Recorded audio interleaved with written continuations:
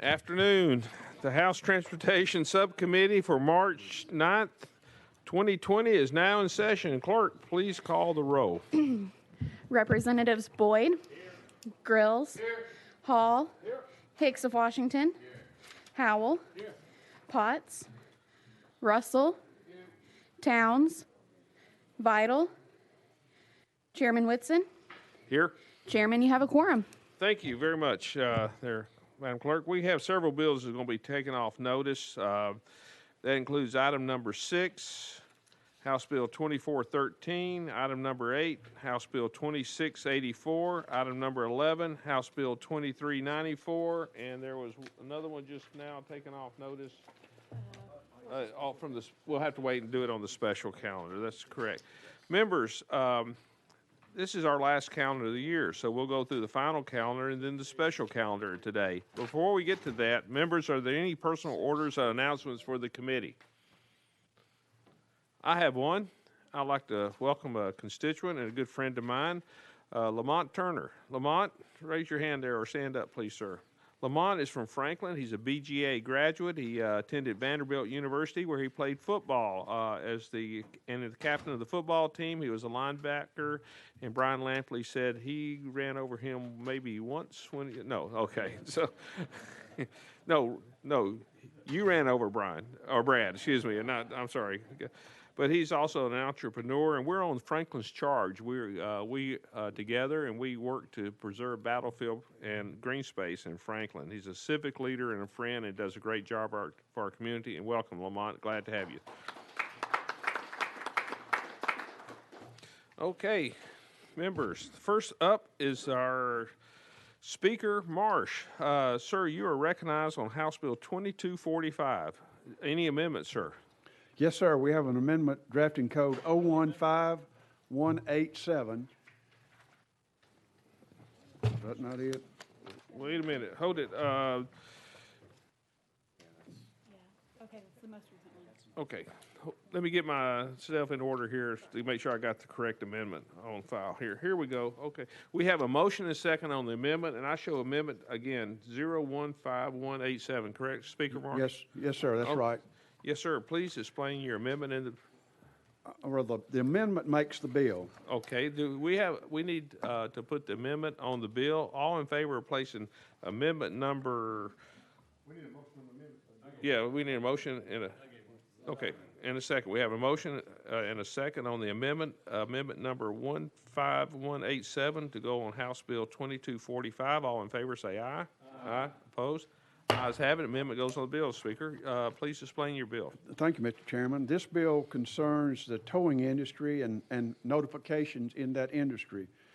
This legislation simply amends the Tennessee Code Annotated to add that in addition to rental equipment, towing companies must within 3 days after taking possession of a vehicle that has been issued a United States Department of Transportation U.S. DOT number issued by the Federal Motor Carrier Safety Administration, or a registration plate issued and attached to the motor vehicle described, or a registration plate issued and attached to the trailer described. It requires them to send a notification by registered mail, return receipt requested, to the address identified on the vehicle within 3 days.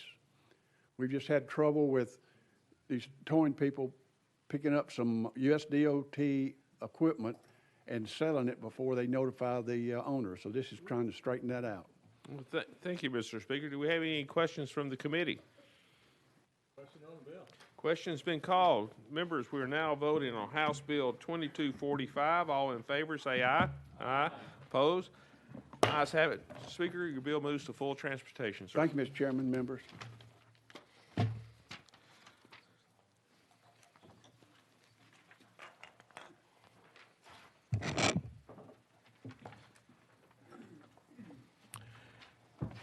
We now move to item number 2, House Bill 2640 by Chairman Hazelwood, and Chairman Whitson is carrying that bill for the chair lady. You're recognized, Chairman. Thank you, Mr. Chairman. I need to add amendment with the drafting code 015158. Before we get to the amendment, do I have a motion second on the bill? So moved, Mr. Chairman. Thank you. Have a motion second. The amendment is 15158. That's what I have, sir. Yes, sir, and that amendment makes the bill.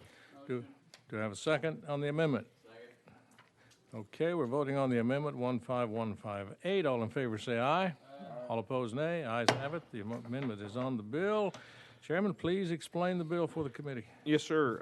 Mr. Chairman, as I said, the amendment makes the bill. As amended, House Bill 2640 would waive the state portion of the motor vehicle registration for non-commercial Class A vehicles, such as motorcycles and automobiles and autocycles, and Class A motorcycles and autocycles, and Class B passenger motor vehicles for 1 year only, from July 1st, 2022 through June 30th, 2023. The cost for motorcycle and autocycle registration is $16.75. Class B cost for motor vehicles and motorhome registration is $23.75. The reason we're doing this is to give the taxpayers a 1 year kind of a tax-free holiday for the registration of their vehicles. County fees and local fees will still be applied, though. Mr. Okay. Chairman, with that, I renew my motion. Any questions for the sponsor from the committee? Seeing none, we're voting on the bill. All in favor of House Bill 2640, say aye. Aye. All opposed, nay. Ayes have it. Your bill goes to full committee, Mr. Chairman. Thank you, Mr. Chairman. I appreciate that, and I know Chairman Hazelwood would too. So Bet she will. I'm glad she trusted me with that. Okay. Next is item number 3, and we have the distinguished gentleman from Byrdstown, Chairman Keesling. You are recognized, sir, on House Bill 2030.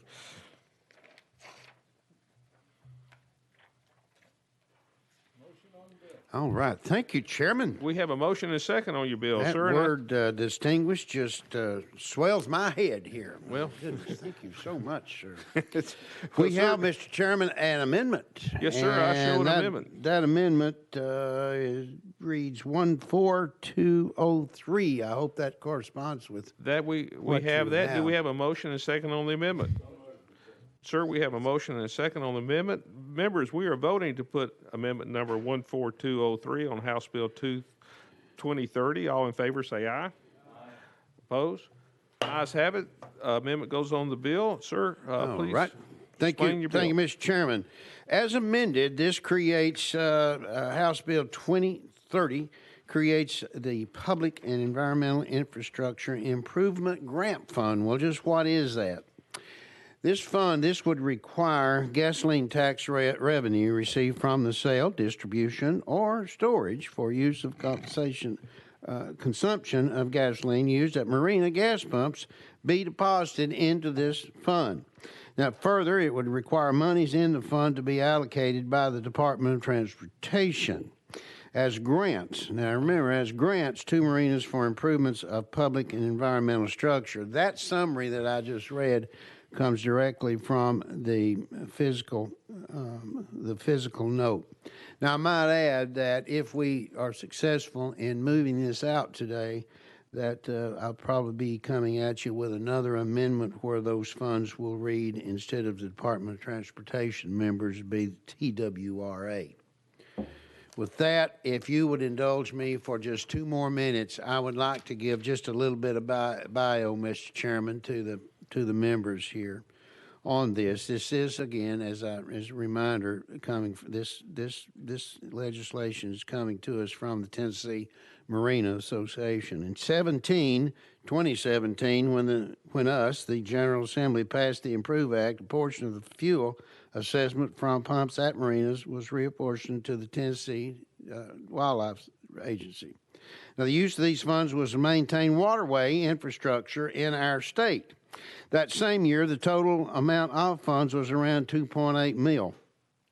Over the last 5 years, though, however, our marinas and water-based recreation has seen significant growth, and that's not even debatable. Y'all are aware of that. The fiscal note for this reflects the growth for this legislation, reflects the growth that has been generated since 2017, which is now roughly around $4.5 million. We have set a precedent with not only allocating these funds for the last 5 years, but we also provide this same relief for other Tennessee industries. Those are The fuel for aviation stays with aviation, for an example. Fuel for trains stays with railways, and on and on. Marinas make significant investments in providing fuel for boaters on our Tennessee lakes, only to see those revenues not invested into public or waterway infrastructure.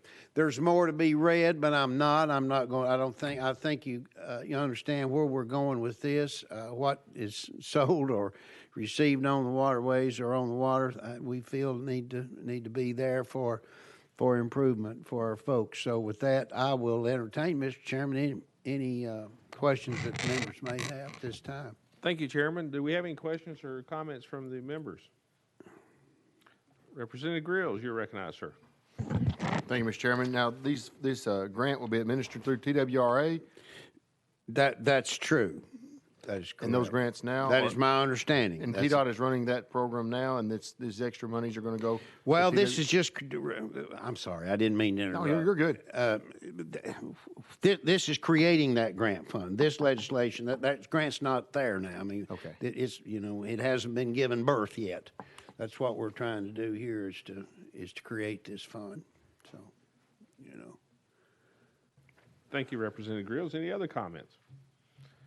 Okay, members, seeing none, we are now going to vote on House Bill 2030. All in favor, say aye. Aye. Opposed? Mr. Chairman, the ayes have it. It goes to full transportation, Thank sir. you, members, very much. Chairman, thank you. You're welcome. Thank you, Chairman. Okay, we have item number 4. Chairman Todd, do I see you in the room? There you are, sir. Come on up and join us. Distinguished member from Madison County, Tennessee. Sir, you are recognized on House Bill 2772. Thank you, Mr. Chairman. We have a motion? Second. We have a motion and a second, and we have an amendment on there, sir. Yes, sir. Drafting code 14905. That's what I have. Members, all in favor of placing amendment number 14905 on House Bill 2772, please say aye. Aye. Opposed? Ayes have it. Amendment goes on the bill. Mr. Chairman, please explain your bill. Thank you, sir. What this does, it basically gives folks a warning for a first speeding violation that is less than 7 miles an hour over the speed limit, and this is in all jurisdictions. And they must be issued a warning only and informed of the penalty for subsequent violations. It does not apply to speeding violations occurring within a school zone, within 500 yards of a church or hospital, or in work zones. Be glad to take questions. Okay, members, we heard. Do we have any questions? Yes, I will. Do you have a? Excuse me, Mr. Chairman. Thank yes. you. Chairman Todd, I think I understand what you're trying to do here, but on the flip side of that, it seems like if we do this and make it public, then we're giving everybody a free pass to speed up to 7 miles over the speed limit. I would say we need to keep it secret then. I don't know how you do that. Thank you, Mr. Chairman. And I have to agree with Chairman Howell. I do have concern if we set a new speed limit in every area from, now from 70 to 77, and then people say, well, I can drive 10 miles per hour over 77 up to 87. So I think we kind of see the effect of that. But I do have a speaker on this from the Department of Safety, and without objection, we'll go out of session. Mrs. Stroker, you are recognized from the Department of Safety. Please state your name and your department, please, for the record.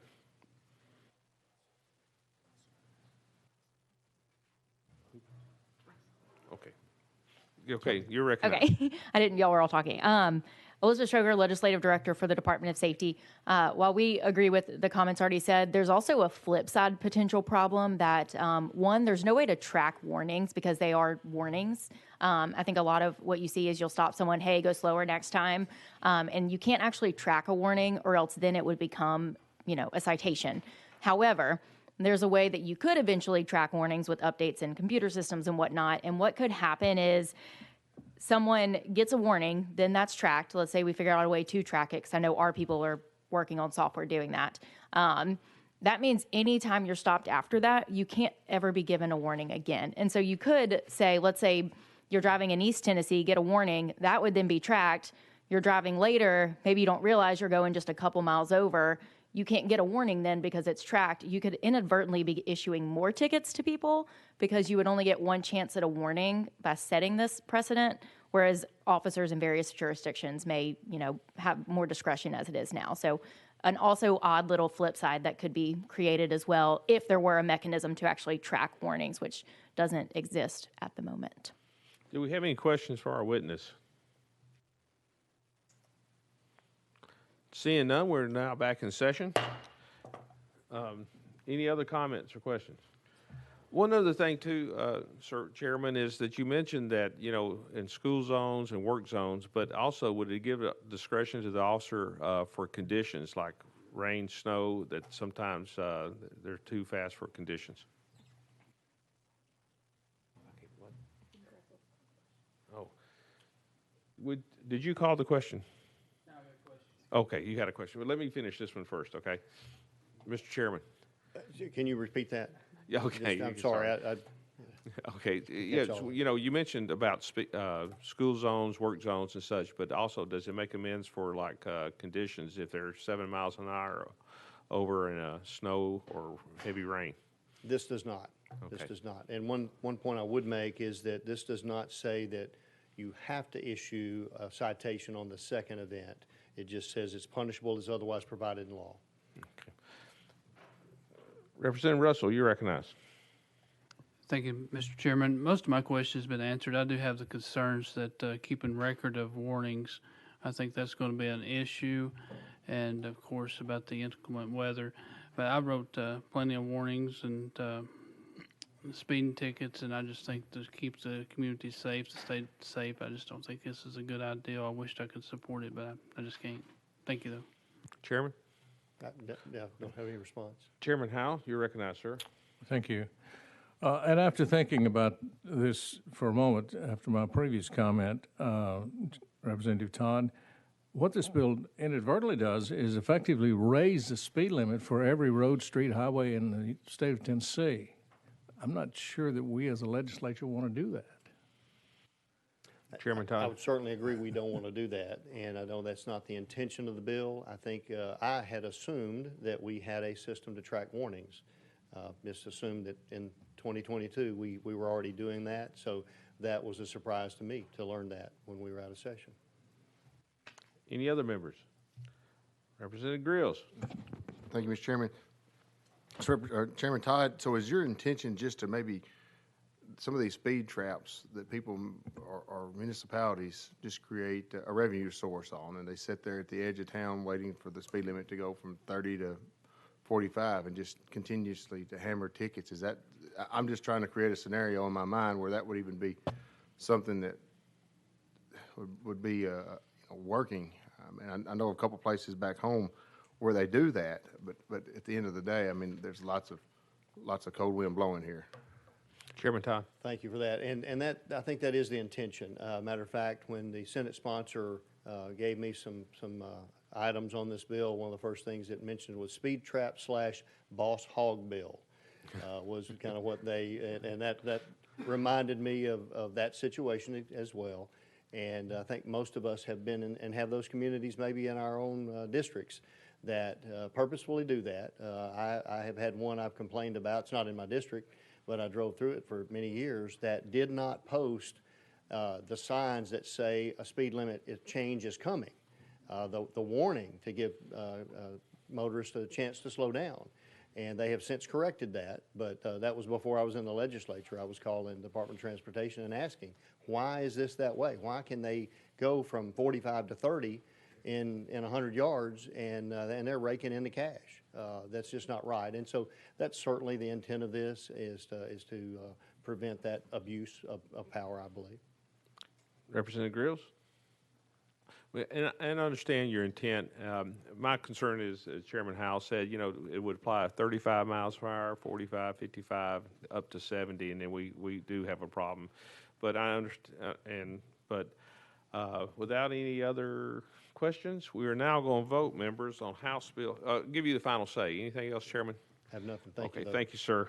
House Bill 2772. All in favor, say aye. All opposed? No. Bill fails. Thank you. I understand, sir, you are next also on House Bill 2771. Yes, sir. We have a motion and a second. Sir, you are recognized. Also, we have an amendment. Do I have a motion and a second on the amendment? We have a motion and a second on Amendment 014801. Is that what you show, That is Chairman? correct, sir.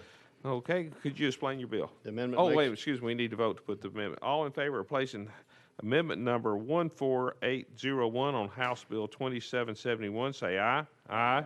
Opposed? Ayes have it. The amendment goes on the bill, sir. Please explain your bill. Thank you. The amendment makes the bill, and this is fairly simple. It actually asks or directs the Department of Safety in consultation with local law enforcement agencies to produce an informational material on how to interact with law enforcement when a person is being pulled over. The concern has been over unmarked cars, unmarked vehicles that pull people over, and we all know of situations that we have seen where folks have impersonated an officer in an unmarked vehicle, and bad things have happened. And so that's what this was intended to do, and it is kind of morphed into, let's just give some information to folks.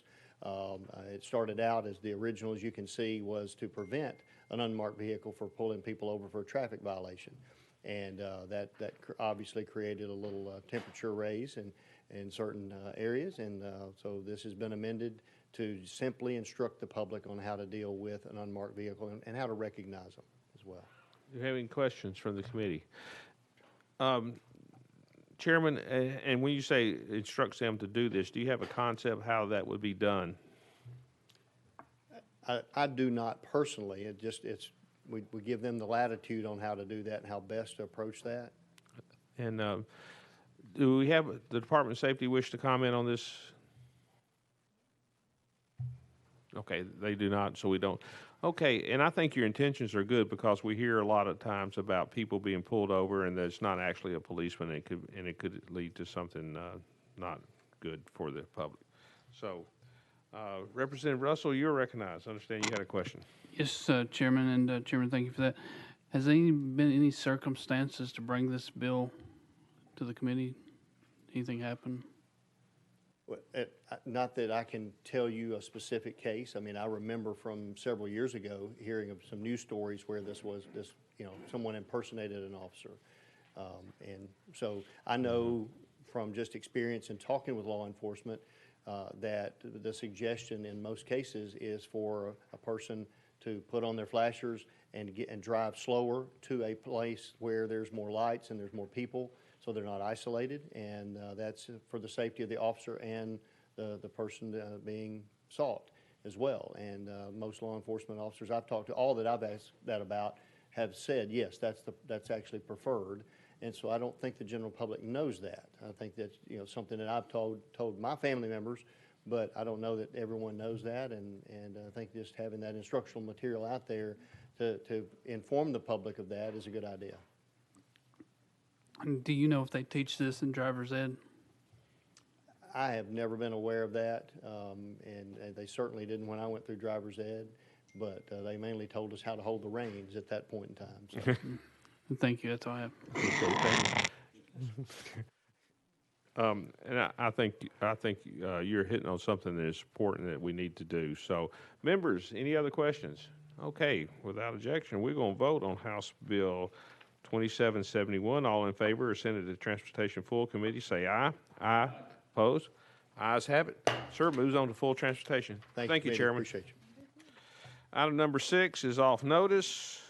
Item number 7, Representative Bond from, Chairman Bond from Rutherford County, the great Rutherford County. Sir, you are recognized on House Bill 2767. Thank you, Chairman Whitson, and I believe there's 2 amendments. 2 amendments, okay. Let's first get which one do you want to put on first, sir?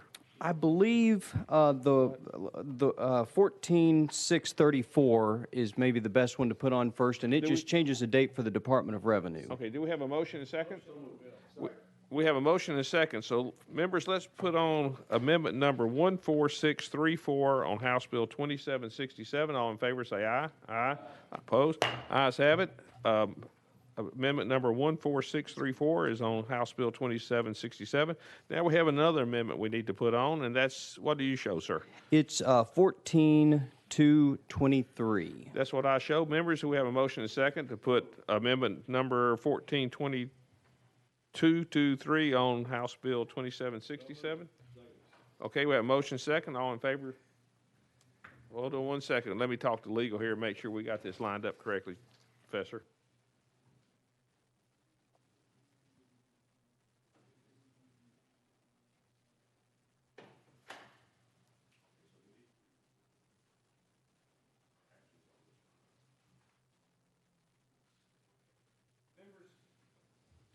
Professor, Chairman, we need to reconsider our actions on this one.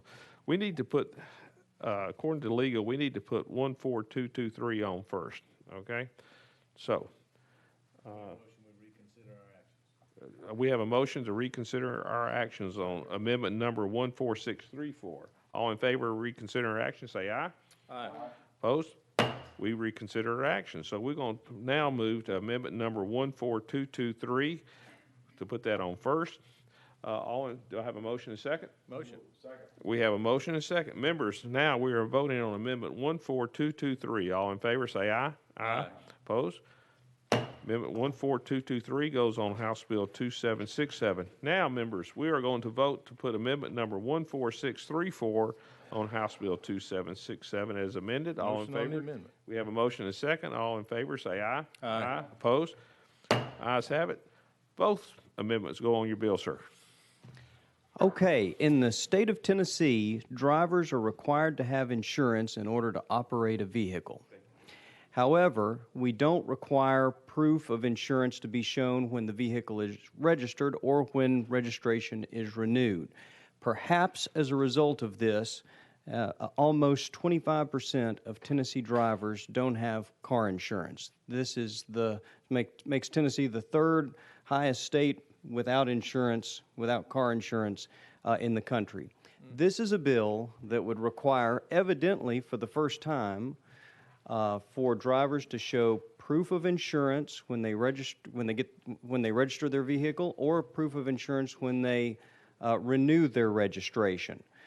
Proof that would satisfy this requirement includes the declaration page on an insurance policy, certainly your insurance card that most people keep in the glove compartment box of their vehicle, or the bill provides for electronic means of showing proof of insurance, like on a phone, a picture of your card. Okay, members, we heard the explanation. Do we have any questions from the sponsor? Okay, members, we are now voting on House Bill 2767 to send it to full transportation. All in favor say aye. Aye. Opposed? Okay, if you wish to be recorded as no, please see the clerk. Members, House Bill 2767 goes on to full transportation. Thank you, Chairman. Thank you all. Next up, House Bill 2684 is off notice. House Bill item number 9, House Bill 2577. The sponsor indicated to me last night he was going to take it off notice without objection. We're going to take that one off notice. Next up, we have item number 10 for Representative Powell. Representative Powell, are you in the office or in the? No. To the Hill. Okay. Next up, we have item number 11 by Representative Mitchell. That is off notice. Next up, we have Representative Hicks, Washington County. Sir, you are recognized on House Bill 2208 from your seat. Thank you, Mr. Chairman. May I present from the seat as well? Yes, sir, please. Thank you. And we have an amendment on the bill? Actually, we do not have an amendment. We're going to be adding an amendment in the next committee, I think. Okay, hold on 1 second here. Let me talk to legal, figure this one out.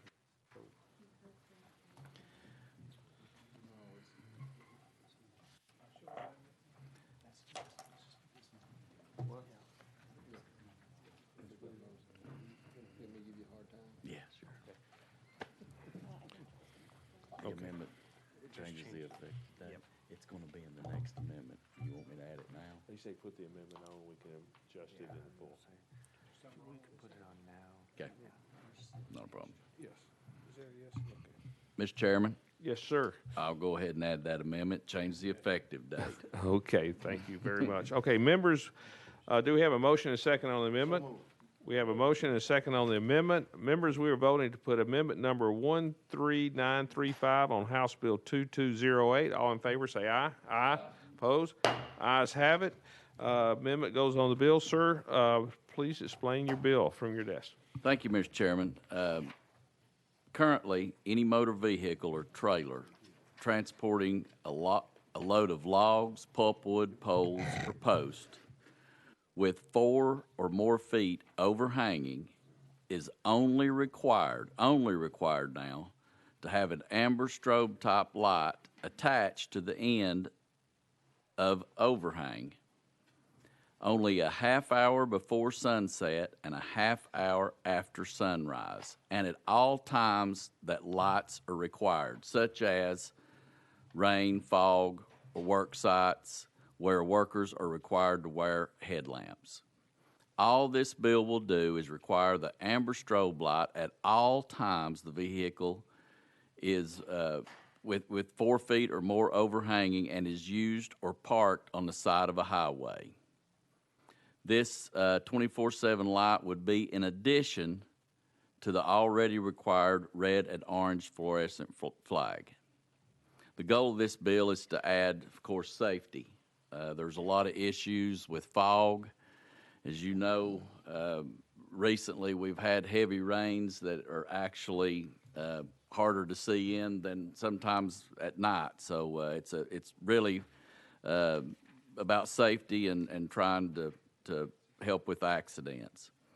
This bill was originally drafted just to affect trucks hauling logs and pulpwood, but the Department of Safety, we've been working with those folks, and they're going to be bringing an amendment, if this bill passes in the next committee, to include the trucks hauling poles and posts to make everything sort of work together and be cohesive and be a little bit better to take care of. So that's the bill, and I'll be happy to try to answer any questions.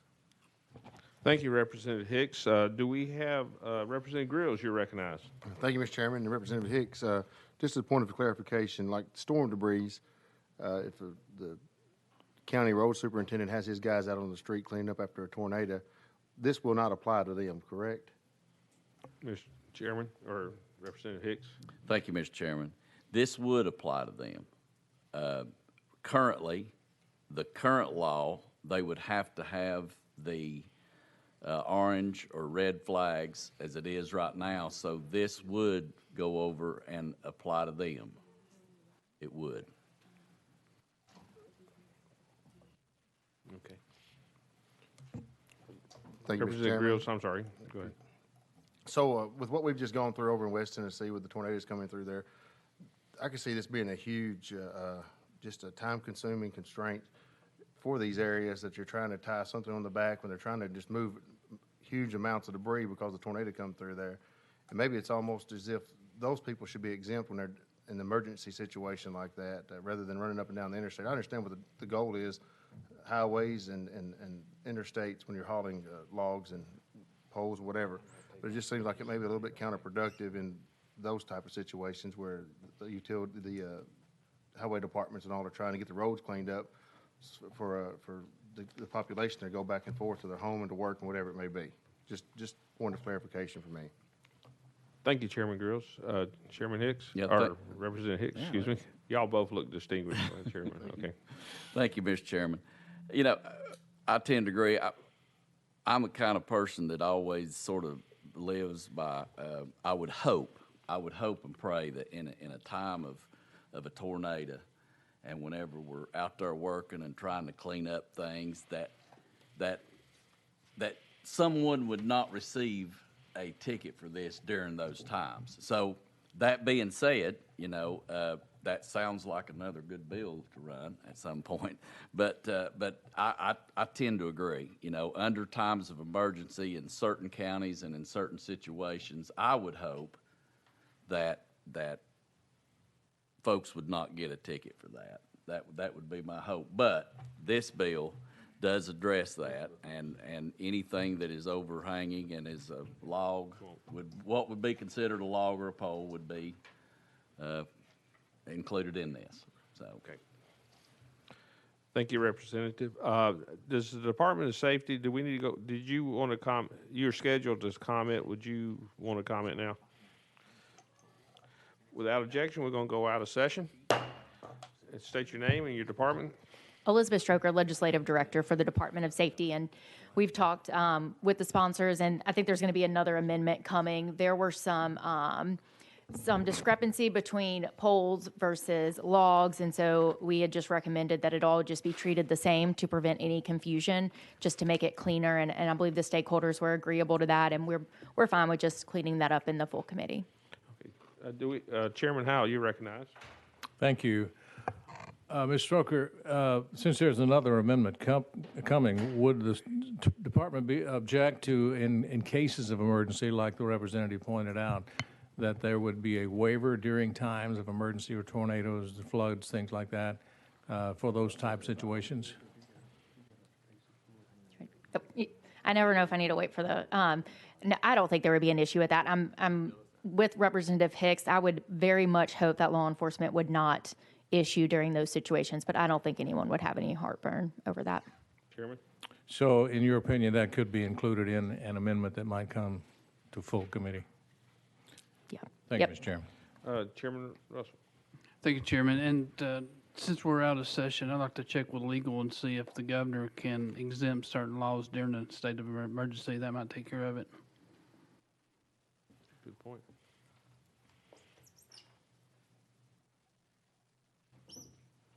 You're recognized. Joel Hayes, Office of Legal Services. Chairman Russell, the governor does have some broad powers under declarations of emergency with the executive orders as far as to when those orders can be applied. You know, I'd have to look at that further. Thank you. Representative Vital, did you want to talk while we're out of session or later? Okay. Simple question. I support this bill in concept, or the amendment. We have a lot of pulpwood trucks hauling, but at the same time, when we talk about a motor vehicle hauling loads of logs, okay, we take a pickup truck and I put an 8-foot post, 10-foot post in the back. I put a flag on it. Do I have to put requisite amber lighting on there? I may need to defer to legal because I don't have the bill in front of me, but if it says motor vehicle, I don't see why that wouldn't apply to any motor vehicle. But they could confirm that. I just don't have I don't have it right in front of me. Representative Vital, we could ask while we're out of session, legal give us an answer to that question. Joel Hayes, Office of Legal Services. Representative Vital, it does say a motor vehicle or trailer transporting interstate a load of logs or long pulpwood that projects 4 feet or more beyond the rear of the body or bed of the vehicle. So conceivably, yes, a personal vehicle, pickup truck that has a load of, lumber that are considered to be logs, it would apply to that. Representative Vital? Thank you. Just trying to understand it. Okay, any other questions while we're out of session? Seeing none, thank you. Without objection, we're back in session. Do we have any other questions or comments? Okay, we are now voting on House Bill 2208 as amended to send to full transportation. All in favor say aye. Aye. Opposed? No. Bill passes, moves to full transportation. Without objection, members, we're going to go back to item number 10 with Representative Powell. You are recognized on House Bill 2646. Do we have a motion? We have a motion. Do we have a second?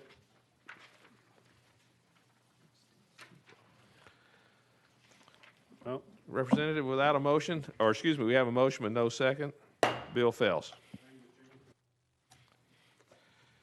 Members, I have to run off to another committee. Chairman Howell, can you take over for me? I'd be delighted, Chairman. Okay. You want to do it from here and follow all? I'll just do it from here. Oh, yeah, sorry. I'll be back as soon as I can. We wish you well in your journey.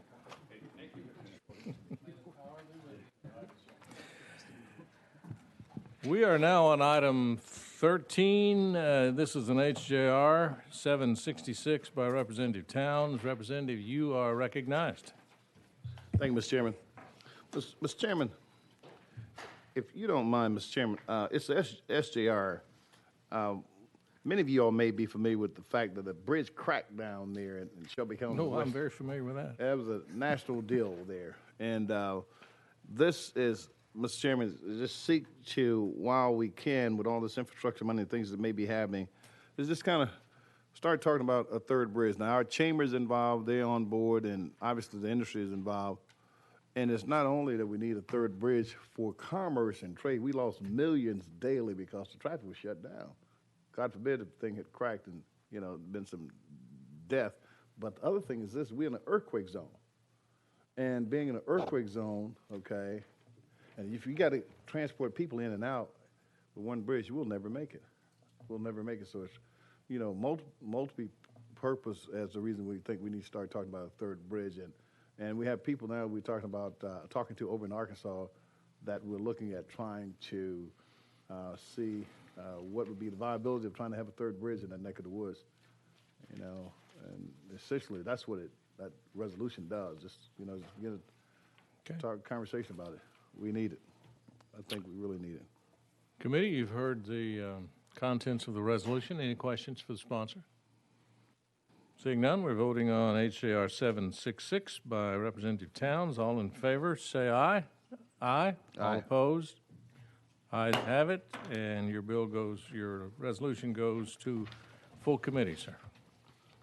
You are also House Bill number 2752, item number 14 on the calendar.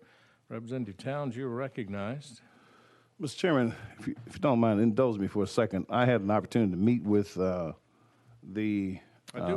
do believe you have an amendment. Did you want to put that amendment on the bill or not? Yes, we can put it on while we talk about it, if you don't mind. Do I have a motion on the amendment? Have a second? Second.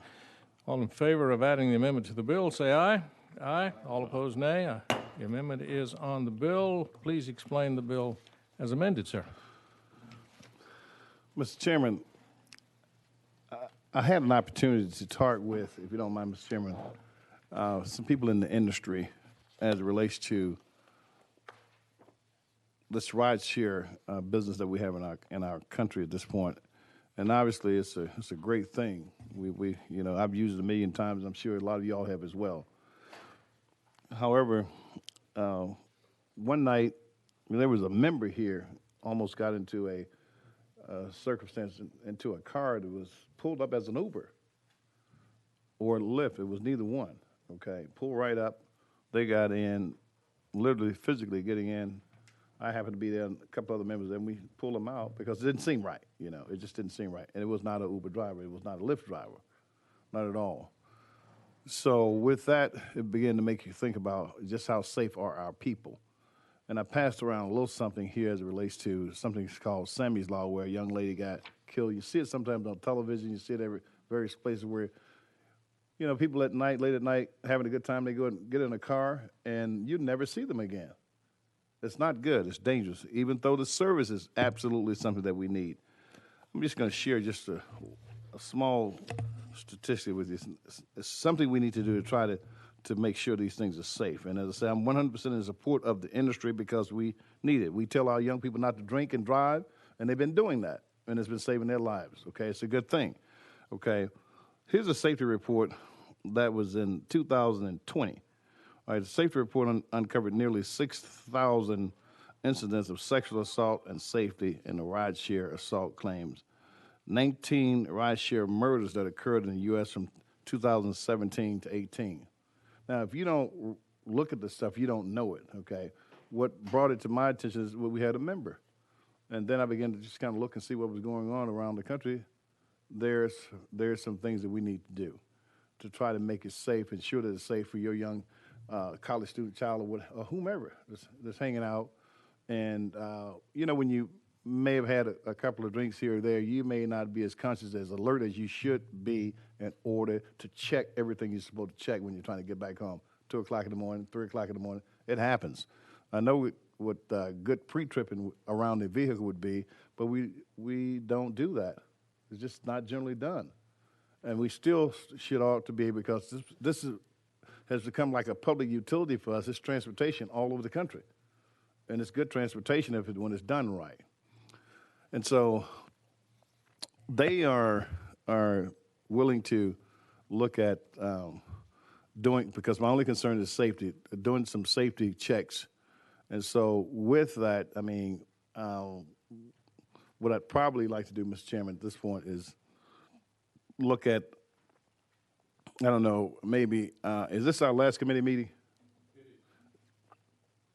I'd really like to look at what could possibly they could introduce as something that would address some of this. If we think a week would be enough time for them to kind of get back to me and see what they could come up with. And with that, Mr. Chairman, if you don't mind, I'd like to go out of session and see what they say as it relates to bringing something back that may address some of this. Without objection, we will go out of session. And I believe we have a witness from the industry. That would be... Yes, sir. Did I get your name right? Javier? Javier Carreso. Did I pronounce that close?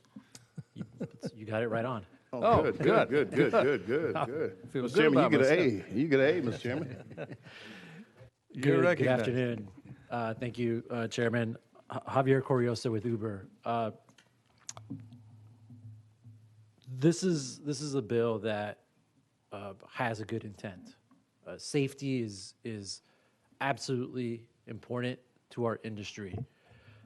There's a lot that we've done on the tech side to improve safety. Our concern with this bill specifically is that it has some unintended consequences as currently drafted. Trade dress, right, which is the signs that you've likely seen some Uber or Lyft drivers have on their windshield or in the front of the vehicle. This trade dress is very easily accessible on the web.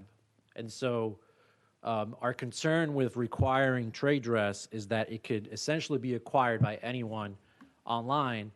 And we've all heard the cases of individuals that unfortunately try to take advantage of folks and make themselves out to be rideshare drivers by buying these trade dresses, which are not even approved or a product of the companies, and making themselves out to be fake drivers. We've all heard the horrendous, horrible cases of drivers of fake TNC. TNC is a transportation network company of rideshare drivers throughout the country.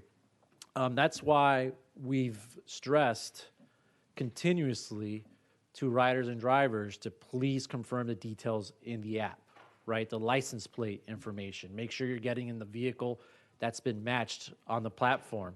Make and model, right? The driver's information, driver's photo, driver's name, who that driver is. And so I think we're open to having further discussions around other safety products that we can invest in. Unfortunately, I think requiring a trade dress of every driver actually has the opposite impact of safety, because you're making it easily accessible to a lot of bad actors that could make themselves be drivers. Now, we can talk about license plate numbers. There have been some states that have explored the TNC companies maybe putting that information in the front of the vehicle. I think that's something that we would definitely be open to having conversations with the sponsor on.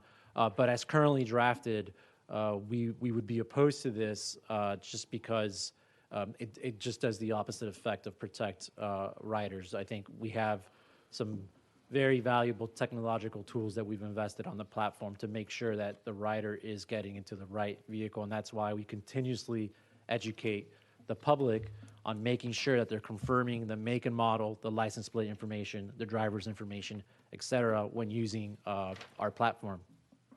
Happy to answer any questions. Committee, you've heard the testimony from our witness. Any questions or comments for our witness? Representative Towns. Mr. Chairman, if there are no other members yet, I do have something. Members, I passed around, I don't know if everyone got one or not. Governor Murphy signed Sammy's Law, okay? Enhanced protection for ride-share passengers. And they did a combination of things. And one of it is, I think there are about 3 or 4 things that they did. One was obviously better illumination, and it's listed in this document. I'm not going to go over it, but it's in there. But what I'd like to ask the gentleman from the industry is, with what you know and what we've talked about, do you think that we could have something that you all could draft and come up with that would help improve this particular bill? You know where I'm going by next week. Can you come up with something that we would attach onto this bill to make it better and ensure the safety of our riders in the state of Tennessee? Can you come up with anything? Mr. Chair. Yes, you're recognized. Thank you. Representative Towns, I think we can continue the conversation. These are very, very elaborate tech requirements within the app. There's engineering and product support that goes into that, and so 1 week is a bit of an aggressive timeline. But absolutely, we're committed to working with you to address your safety concerns and see what steps we could work on with you to make sure that those users that are relying on our platform here in the state are safe, and we take all the steps necessary to protect those users.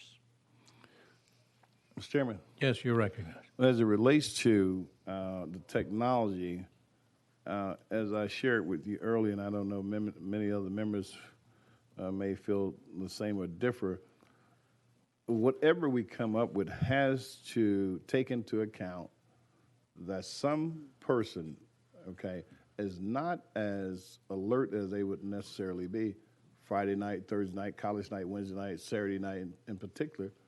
And so you want it to be as foolproof as possible so people get it, primary, secondary, tertiary checks, so whomever take it, particularly young ladies late at night, and even today, sometimes these guys take it that they are insured of being safe transport. Now, I have to say this too, as you do the research in it, Uber drivers, Lyft drivers, they're at risk themselves. There are things that happen to them. It really does. It's things that happen to them. But right now, we're speaking about consumers being safe. So whatever it is, we got to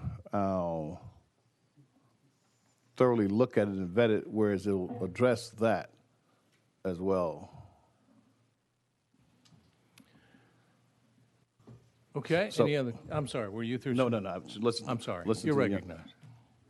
Mr. Chair. Yeah, you're recognized. Representative Towns, I think there are various technological identifier product options that we can take a look at, and we can further discuss those.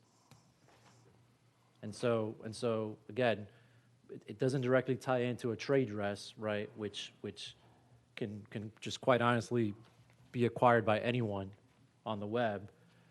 There might be some safety products, i.e. PIN technology, where a rider may have an option to put in a 4-digit PIN, right, and give that to the driver to confirm they're getting on the right vehicle. There's those sorts of safety products that we can further discuss, which we do offer in some states, and so other states have taken the route of the rider having flexibility to use these technological identifiers to further confirm the details that are shown in the app when they request a trip.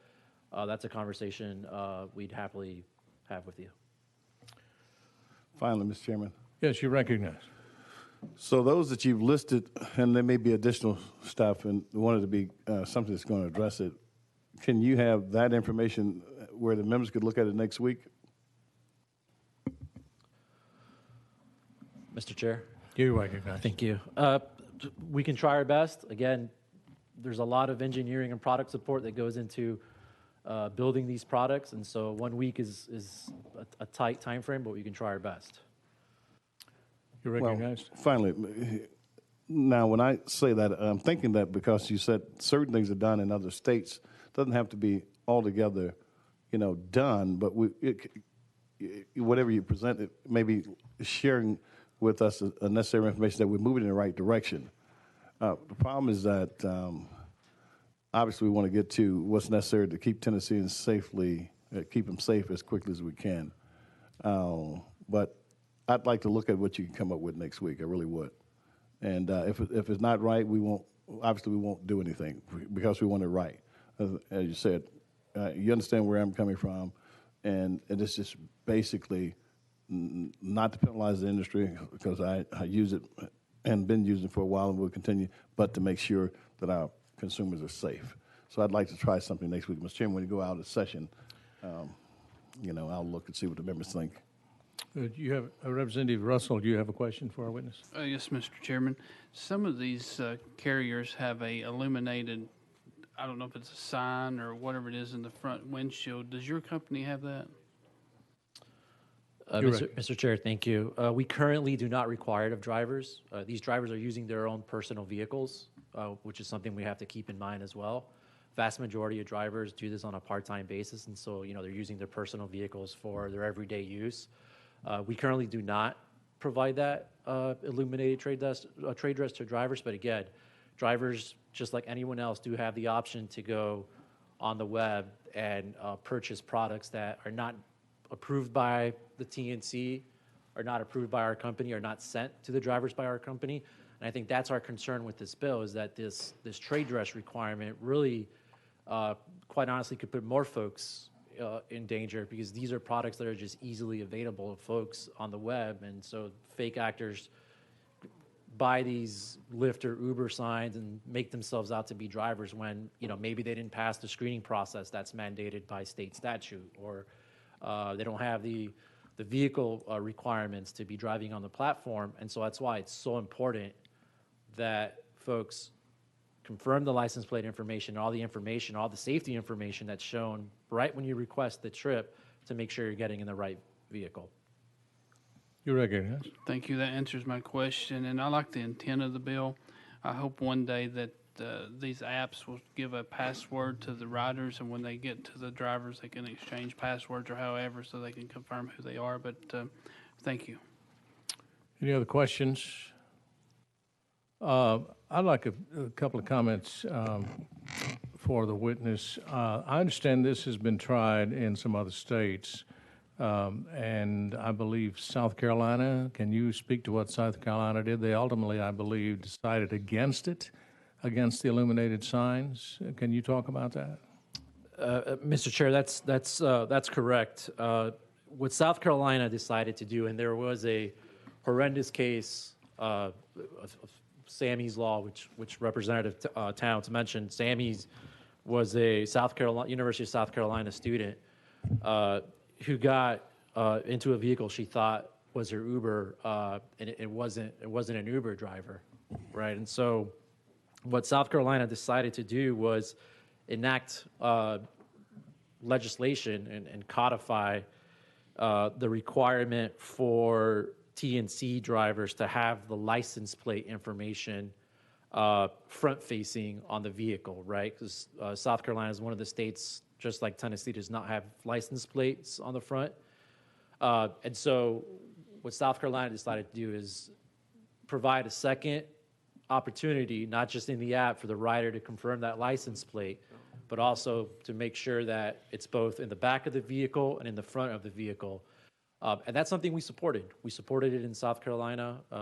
It's something we'd be open to supporting here as well. It does give the rider the opportunity to see that license plate on the front end when requesting a trip and when the car is arriving. Mm-hmm. So ultimately, the license plate identifier is probably the most accurate identifier of what vehicle you're getting in. Absolutely, because that's the information that we have on the driver. And so it's not only shown in the app, but it's the best way for a rider to confirm that they're getting into the right vehicle. And then I believe another neighboring state, North Carolina, they passed the illuminated signs, but there was a caveat to that. It wasn't just the illuminated signs. I believe there was an amendment to that gave it a double standard. so to speak. That's right, Mr. Chairman. That was the technological identifier that we just discussed. That does give the TNC the ability to offer either the illuminated requirement, which we don't do for the reasons I outlined, the safety concerns that we have as an industry. So what we did there was we offered our PIN technology as an alternative to give riders the option to be able to put in that 4-digit PIN to the driver when the driver arrives, so they can confirm that they're on the right trip. So a PIN would be like a code when you go to your ATM. That's that right. type of thing. You put it in your phone to identify who that driver actually is. That's right. That would be another fail-safe. Well, I appreciate your testimony. I have several questions, but we can take that up when we go back into session. Any other questions for our witness? Thank you, sir. Appreciate you coming and sharing with us. We're back in session. Members, do we have any additional questions, comments for the sponsor of the bill? You mind, Mr. Chairman? You're recognized. And I think, just from the testimony, and I've learned something today by meeting with the team here, I think that I like that PIN technology, I really do. And obviously, I introduced the one deal, and there may be a 1-2 punch that is necessary in order to make sure that our patrons are safe. And I would like to see us go further, members, in trying to make sure that we just that we accomplish that. And I'd like to see what could they come back with next week and try to make this ride share that we all enjoy at some point in time as safe as it possibly can be in Tennessee, and reducing whatever tragedies that God forbid, that will come. Thank you, Mr. Chairman. Any other questions from members? Let me just say that I said I had several other concerns about the bill, and I agree with the concept. I think it's a great idea, and I agree that we need to keep our people safe. But there's always the enforcement issue. How are we going to police this and enforce it? Then who would be responsible for enforcing it?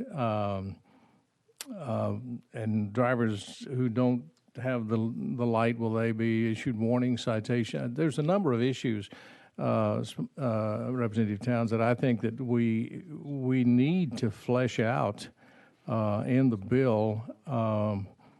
And I'm just wondering if you'd be willing to work with the industry. They have some great ideas here today, and work with the industry before we move this forward, and maybe come back with something that we can feel positive about, and then maybe move forward at that point. Representative Chairman Whitson, you recognize. Mr. Chairman, I agree, and I make a motion for summer study. Do I have a second? There is a second on that. We will voting on this motion to send it to summer study. All in favor say aye. Aye. All opposed, nay. Ayes have it. The bill goes to summer study. Look forward to dealing with this again next year, Representative Towns. Chairman, I'm going to hand the gavel back to you.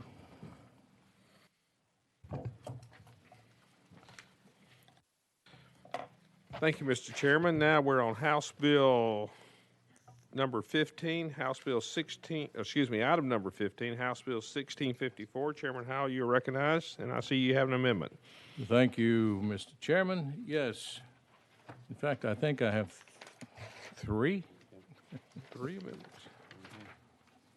Okay, let me pull it up here. Okay, what order should we go? Members, this is the Transportation Omnibus Bill. That is the naming bill for highways, roads, and bridges in Tennessee. Right. I needed a motion amendment on amendment number 14859. Do I have a motion and a second? We have a motion and a second. All in favor of, hold it. We don't vote on it yet. Okay. I'm sorry. We have another amendment 1 to 1. So which order do we do it?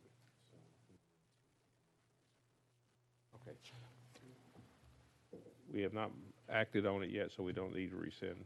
There's a method to our madness. Okay, so legal tells me we need to do amendment 014921. Do I have a motion and a second? Motion. And a second? Second. We have a motion and a second? We can vote on it now.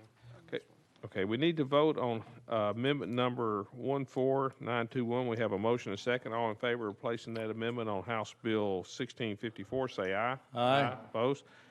Amendment goes on the bill. Okay, now, the next amendment I have, Mr. Chairman, is 15253. Do I have a motion and a second? Motion. We have a motion and a second. All in favor of placing amendment number 015253 on House Bill 1654, say aye. Aye. Opposed? Ayes have it. It goes on the bill. Okay. Now we're voting on amendment 014859 as amended. Do I have a motion and a second? Motion. We have a motion and a second. I think we're in order. All in favor, say aye. Aye. Opposed? Ayes have it. Amendment number 14859 goes on the bill. Mr. Chairman? Mr. Chairman, that amendment makes the bill, and if you have not seen this folder, I can show you that this is 72 amendments for naming of roads and bridges in the state of Tennessee. It is about a 1-inch thick document. I'll be glad to read the entire amendment to you if you like, but the question has been called. Mr. Chairman, appreciate it. We need to roll all of those into one amendment, legal? You want me to make that motion, sir? Yes. I'll make a motion. We roll all those amendments into one bill. Okay, do we have a second? We have a second. All in favor of rolling all those into one amendment, say aye. Aye. Opposed? Ayes have it. They all roll into one amendment, Mr. Chairman. Vote on the bill. Okay.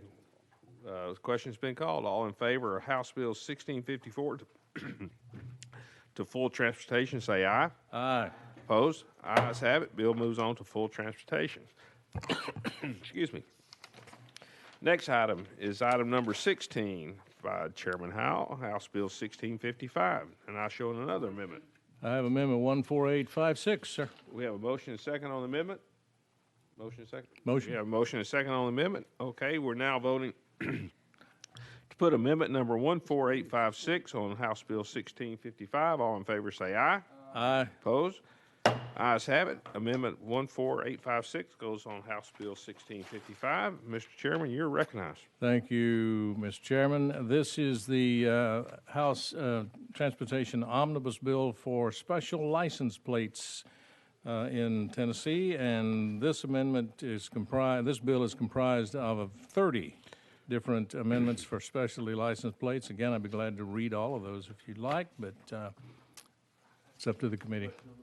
The question has been called. Thank you, Representative Grills. All in favor of House Bill 1655 going to full transportation, say aye. Aye. Opposed?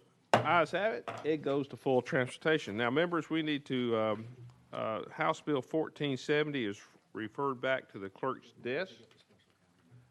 Okay. Yeah, we got to go to special calendar. Okay. Next, we have our special calendar, item number 1, and that has been referred back. It's been taken off notice and referred back to the clerk's desk without objections. So be it. Okay, now, House Bill 1470 is referred back to the clerk's desk.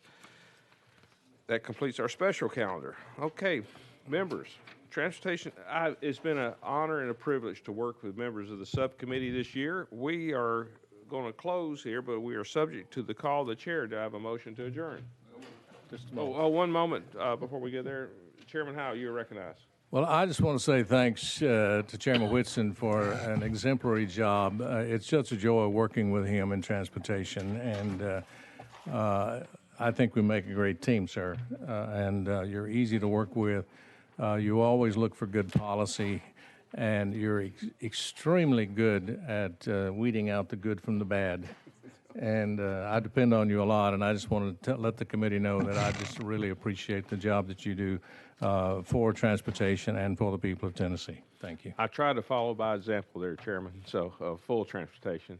Members, any other comments before we close and subject to the call of the chair? Do I have a motion? So moved.